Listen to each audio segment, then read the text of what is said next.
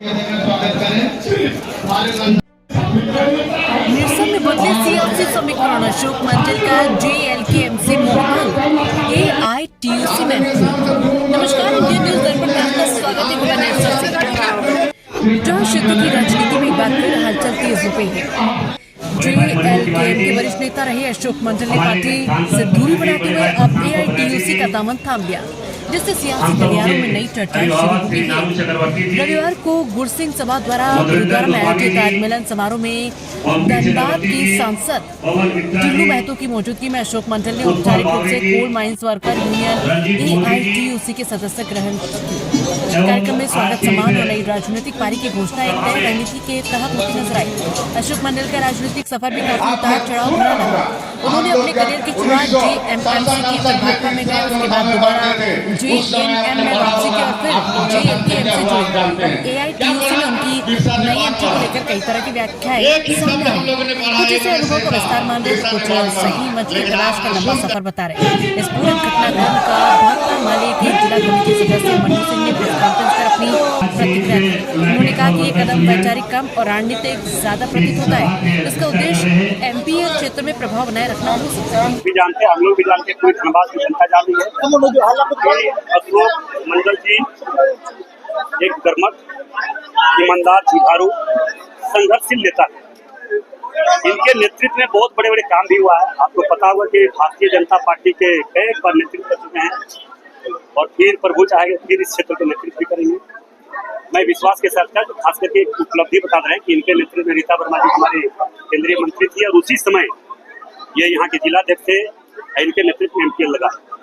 हमें पूरा विश्वास है कि मन्नू दा, हमारे प्रशांतो दा, जितने भी हमारे पार्टी के नेता, हमारे गोपाल दा, सारे लोगों के नेतृत्व में विकास कैसे निरसा क्षेत्र में विकास हो, इसके लिए हम लोग काम करेंगे। और अशोक दा आने के बाद पूरी यूनियन और पूरी पार्टी हमारी मजबूत हुई है। और मैं विश्वास के साथ कह रहा हूँ, आने वाला समय निरसा में जो भी कमियां हैं, विकास के क्षेत्र में कौन कौन सा काम हमें करना है, उस काम को हम लोग चिन्हित करेंगे और एक एक काम को करेंगे। मजदूर क्षेत्र है, मजदूरों के साथ बहुत शोषण यहाँ पे होता आ रहा है। यहाँ पे कुछ ट्रेड यूनियन के नाम पर, लाल पार्टी के नाम पर यहाँ पे सिर्फ चंदा उगाही करता है, रंगदारी करता है। लोग अच्छे काम करने जाते हैं तो उसको कैसे रोके, उसको केस में कैसे फंसाए, उसका झूठा केस में कैसे जेल भेजवाए, बस यही मानसिकता है।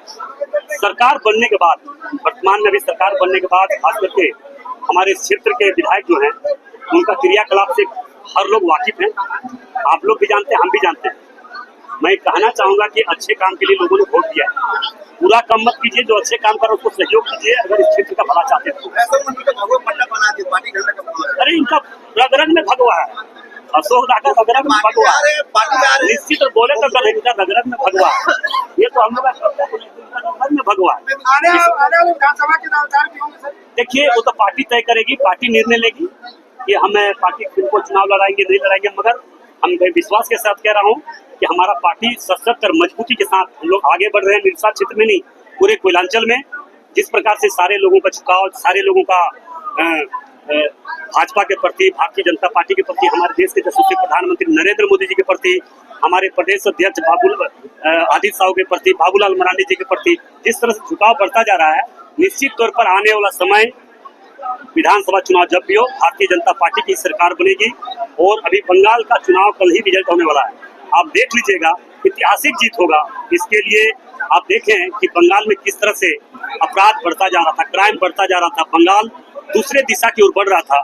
उस दिशा को रोकने के लिए बंगाल की लिए जनता ने निर्णय ले चुका था कि आने वाला समय विधानसभा चुनाव में भारतीय जनता पार्टी के पक्ष में मतदान करेंगे और मतदान कर चुका है। कल ही रिजल्ट है। प्रभु श्री राम जी की कृपा से कल भारतीय जनता पार्टी की फुल बहुमत से सरकार बनने जा रही है बंगाल में। ये मैं विश्वास के साथ 2 साल हो गए हैं, अभी तो अभी देखे रहे कि निरसा में फ्लाईओवर बन रहा है, एलिवेटेड रोड बन रहा है। नहीं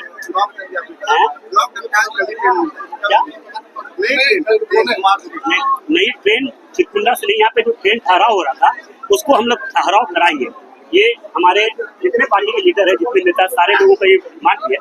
हम लोग एक प्रतिनिधि मंडल अशोक दा, मनु दा, प्रशांतो दा के नेतृत्व में रेल मंत्री से फिर मिलेंगे। जिस तरह से धनबाद के लोग गए, वो 7 ट्रेन, नई ट्रेन धनबाद से प्रारंभ हुआ है।